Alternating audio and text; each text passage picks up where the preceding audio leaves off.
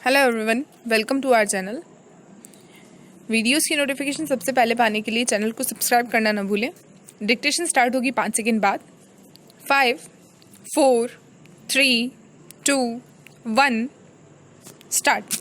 सरदार वल्लभ भाई पटेल इसलिए विशेष है क्योंकि उनके स्मरण में 31 अक्टूबर को जम्मू कश्मीर को आधिकारिक रूप से 2 भागों में विभाजित करने के काम को अंजाम दिया जा रहा है।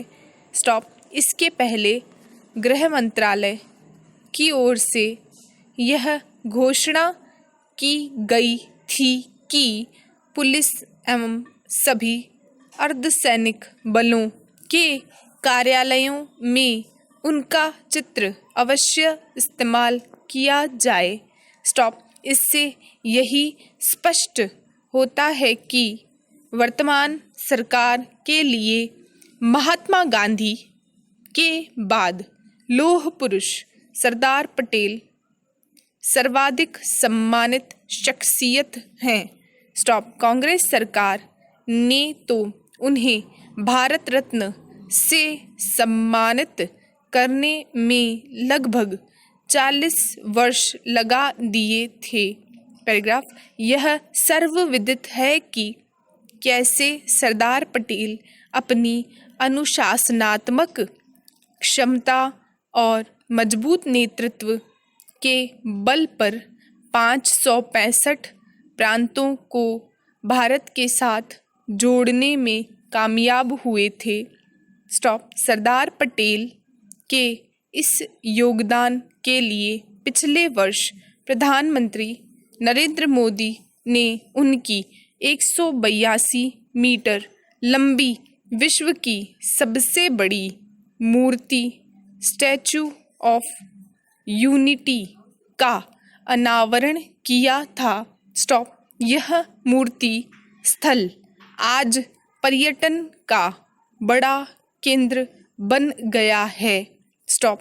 यह सच है कि सरदार पटेल न होते तो आज भारत का भौगोलिक नक्शा शायद भिन्न होता। स्टॉप। जूनागढ़, जोधपुर और ख़ास तौर पर हैदराबाद तथा जम्मू कश्मीर को भारत के साथ जोड़े रखने में उनकी साम दाम दंड एवं भेद की नीतियाँ आज भी उन्हें इतिहास के पन्नों पर सजीव और प्रासंगिक बनाए हुए हैं।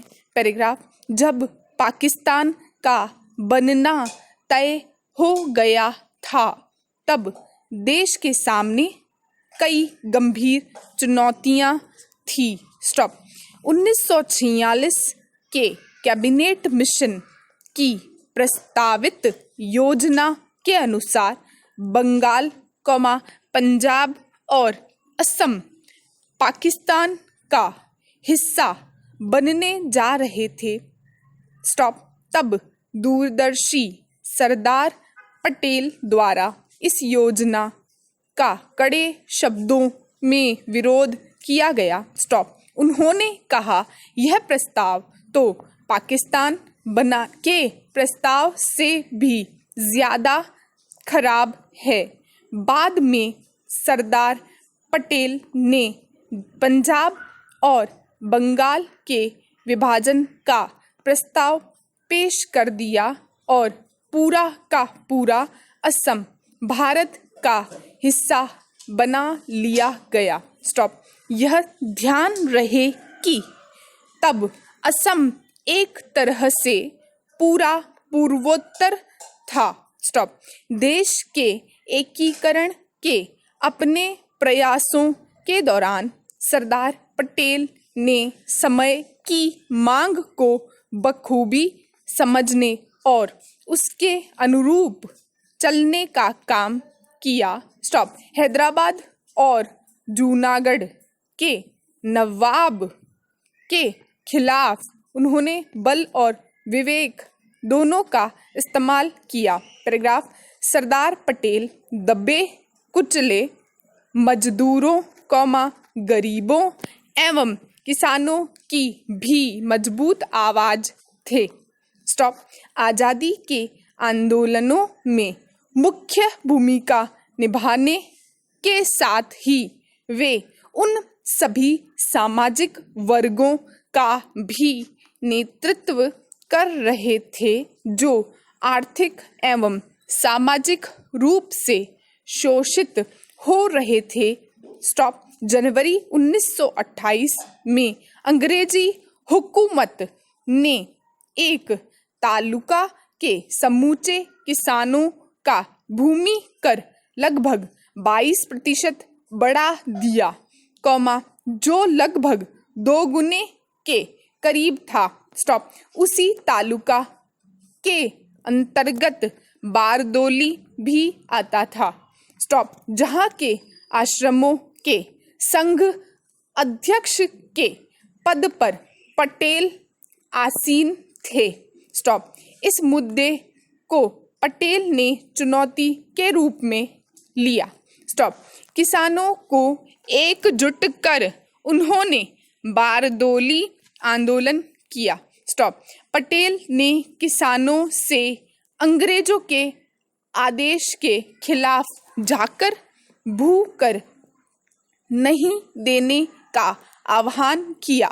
स्टॉप। उन्हें बारदोली की महिलाओं पुरुषों एवं युवाओं का भरपूर सहयोग प्राप्त हुआ। पैराग्राफ, महात्मा गांधी के साथ खेड़ा किसान आंदोलन का अनुभव भी सरदार पटेल के इस आंदोलन के मार्गदर्शन में सहायक रहा।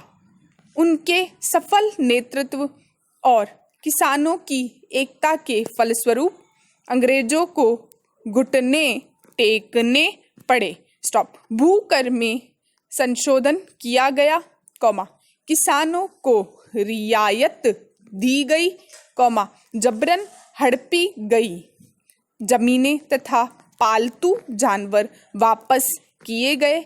इससे किसानों में विश्वास, संतोष और साहस का संचार हुआ।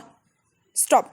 अंग्रेजी नीतियों के खिलाफ जन समर्थन जुटाने के अलावा उन्होंने समाज को सशक्त करने का भी काम किया। स्टॉप। उनके अनुयायियों ने गांव के सभी समुदायों के लोगों को चरखा चलाना तथा सूत काटना सिखाया। स्टॉप। महात्मा गांधी ने पटेल को सरदार की उपाधि से नवाजा। स्टॉप।